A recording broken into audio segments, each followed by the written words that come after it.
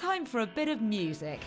I've come to London's Maida Vale studios, where many really famous artists have performed, to see one of the UK's up-and-coming bands play live. This is strange though. Where is everyone? At the moment, it looks like no one's in the venue. It looks like no one has arrived to see the show, but I think someone is about to arrive, hopefully a whole crowd. In fact, there is no other real-life audience for this show. In Radio 1's new music portal, and don't worry if you're listening to the radio, it's fine, you just hear it like a normal gig.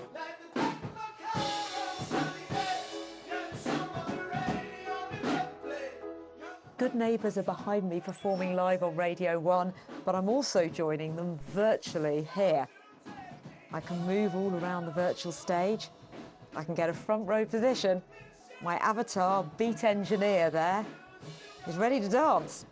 Got some moves. Bit of cheering. There we go. My finest dance moves. This performance at Radio 1 Live Lounge is being simultaneously turned into an interactive 3D virtual event, one that anyone can join on their laptop or mobile device. It's part of a joint venture between the BBC's R&D department and software company Condense. But what's it all about? And what we're so excited about with Condense is we can take, stuff the BBC's really good at and been doing for a long time, live music, live performance, and take that and put it into these in-game environments where audiences are spending more and more of their time. Do you think this is also something about the fact that Radio 1 audiences are more likely to be of a particular age that they'll engage with this? Or do you see there's a whole cross-section of content for all ages that you can make immersive in this way? I think Radio 1 really wanted to reach out and build relationships with these audiences in these spaces. I do think the same technology can apply across a number of genres.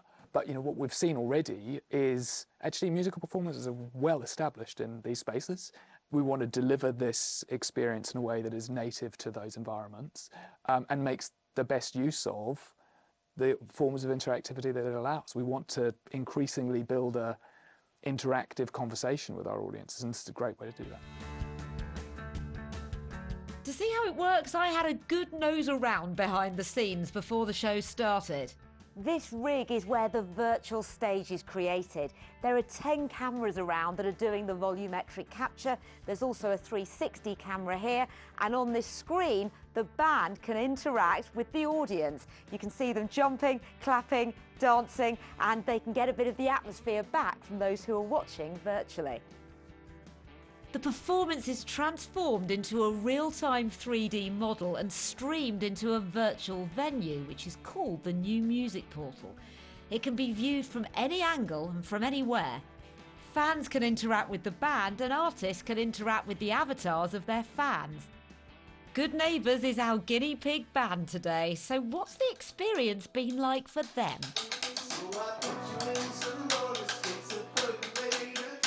Very space age. It's kind of like we're in a musical prison right now, but a nice one. I was trying not to focus because otherwise I'd just be staring at that the whole time. Well, it could be quite distracting, couldn't it? Yeah, you can still see when people are like into it and wandering around and being active. Because obviously it's not the same as seeing a whole crowd of fans in front of you. Sure. But comparing this to what it's like doing something on the radio where they can't see anything. I guess it's definitely a heightened experience of that, because when you do see people actually moving as beings on the screen, that definitely fills you with a bit more confidence. But what about the audience? We're aiming for an experience that makes people feel like they're getting even a small part of the real live experience. So when you're watching online, it's passive. When you're watching through our tech, you feel like you're part of something. And it's interesting, when we talk to people about what they've experienced after our events, they say, oh, I loved being there. I attended. I was part of it.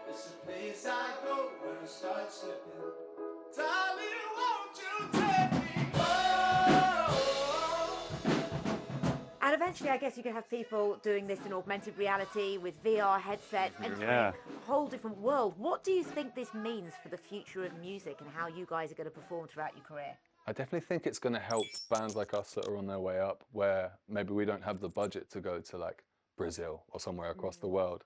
I think it's going to open up a really good relationship with fans. Well, that's interesting because it's not just about the fans travelling. It, of course, means you don't have to travel. Yeah, True, yeah. I guess that you can sort of reach a wider audience straight away and they can actually see live shows. So in a way, it's bringing live shows back.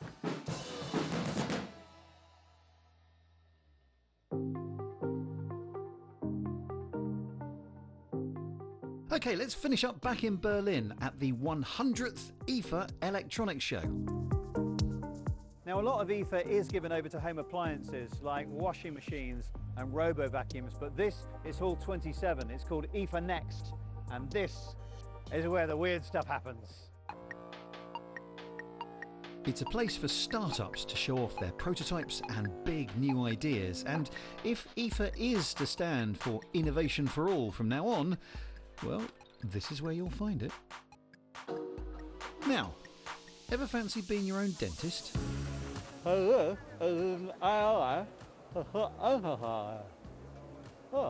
The tool is fine, I'm sure. My technique, not so much. What are you smiling at? It's a NASA cat carrier for your space cats. One design problem though. Bit too breathable, if you know what I mean. Houston, we have a problem. Time for a new hairstyle. Here's a smart mirror that's got some suggestions. First thing you've got to do is have your photo taken. Beautiful. Right, and now the magic begins, yes? Yeah. Now what this is doing Yeah. is actually analysing my face, and it's first of all going to remove my actual hair. So prepare yourselves. Oh, that's marvellous, that is. That's me at the end of IFA. The mirror allows you to change the colour of your virtual hair and even the texture. Oh, you can kind of stroke it into position. Oh, well, that's made it all better now. That's 90s boy band. That's Backstreet Boys. Do you know what? I've been thinking about changing my hairstyle for years, and now I'm not anymore. Like everything at IFA, some of these things might hit the big time. Many won't. And some of the underlying ideas and technologies may actually form the basis of something completely different. Can I tell which is which? Well, after 20 years in the job, no. And that's it from us from IFA 100. Hope you've enjoyed our whistle-stop tour. I certainly have. Thank you very much for watching, and we will see you soon.